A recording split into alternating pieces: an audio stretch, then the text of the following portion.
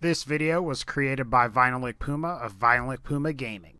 Hey guys, normally I was going to make a video where I get angry and rage a lot about some of the worst guns and weapons of Borderlands 2 in the pre-sequel. Now, don't worry, I am going to be doing more of those videos in the future, but today I felt that it really wasn't that appropriate. And that's mostly just because that I had a hard time trying to find a bunch of horrible Hyperion weapons. That's not to say that there aren't any, but most of the unique weapons from Hyperion are overall actually pretty good, and I sort of struggled to find like several bad ones. That said, there are again some bad ones from Hyperion, and these will be what I think are the top 5 worst Hyperion guns and weapons in Borderlands 2 and the pre-sequel. Number 5. The Invader. So I've got a pretty good idea that this will be an unpopular pick for some of my audience, as there are a fair number of people that like the Invader. Now, I would go as far to say that to a certain extent that I agree with you. It's not a horrible weapon by any means, but in my opinion, it does leave a lot to be desired. And to prove that, I'm going to make a proposition to you.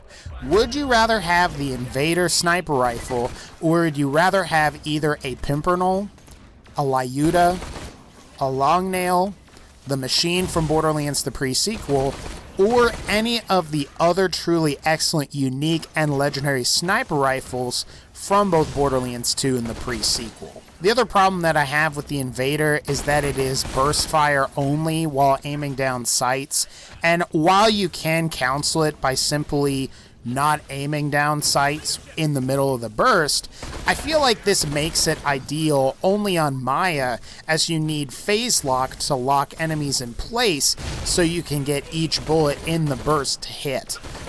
Ultimately, I'd recommend that you use something other than the Invader. Number 4. The Commerce. So the Commerce is just a very mediocre weapon that gets surpassed by other weapons in later playthroughs of Borderlands 2. Honestly, this is a shame, as the weapon skin on the Commerce is possibly one of the best looking weapon skins from Borderlands 2, in my humble opinion. It's shiny, reflective, and it's got a bunch of lightning on it, and it's just pretty cool. You'll get some use out of this gun early on in one of your Borderlands 2 playthroughs, but after that, you'll probably never use the Commerce ever again. The most notable problem to me with the Commerce is that it's primarily shock, or it's shock only, which also hurts it, and it also has very low base damage for a blue rarity Hyperion SMG. Hopefully, if Gearbox decides to do one more patch for Borderlands 2 in the pre-sequel, that they will fix the Commerce as well as the Judge Pistol. Number 3. The Actual Iser. So on paper, it would seem like the Actual Iser is actually the best Hyperion SMG in Borderlands 2, right? After all, if we're going by just the item card alone, it would definitely seem that way. Well, what the item card fails to mention is that the Actual Iser has slow projectile speed as well as lousy critical hit damage. For the sake of contrast, its legendary sister weapon, the Bitch, has an amazing critical hit modifier, high projectile speed, and deals more damage despite the fact that it has lower base damage. So in essence, this is the problem with the Actual Iser. It deals a lot more damage on body shots than the Bitch, but less damage on critical hits. You consider the fact that towards the end game, you're going to want to constantly get critical hits and slag enemies, and then you slowly start to realize just how flawed the Actual Iser is.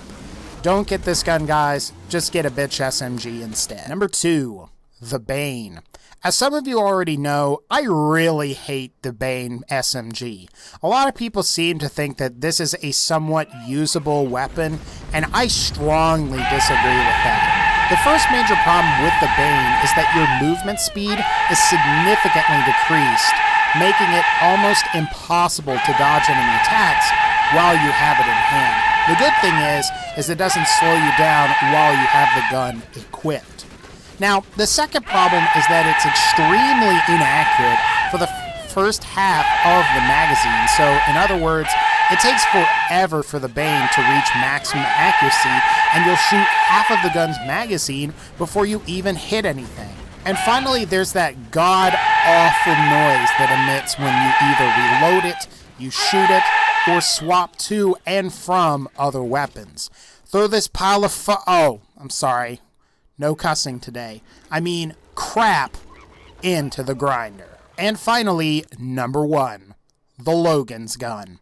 Ah, the Logans Gun. Possibly one of the single worst guns or weapons from both Borderlands 2 and the pre-sequel. Now, that's not to say that it's as bad as like a utility weapon though. It's fantastic when paired with the Shan Shield for regenerating rocket launcher ammo. And for that reason, I would actually recommend that you go out and you get a low-level Logans Gun. Now, as a weapon though, if you're like OP8 or something like that, use something, if not anything else in the game. In order to even deal damage with this thing, you have to shoot around enemies' feet. If you aim the gun at an enemy like normal, the bullets pass right through them. I guess it's got a cool looking weapon skin, but that's about it in my opinion. It's a pain to use, and the damage it deals in Borderlands 2 is horrible. Don't get this gun to kill stuff, get this gun for free rocket launcher ammo. Anyway guys, we got a bit of a shorter video today. If you like this video, please be sure to leave a like, and as always, take care and I'll see y'all next time.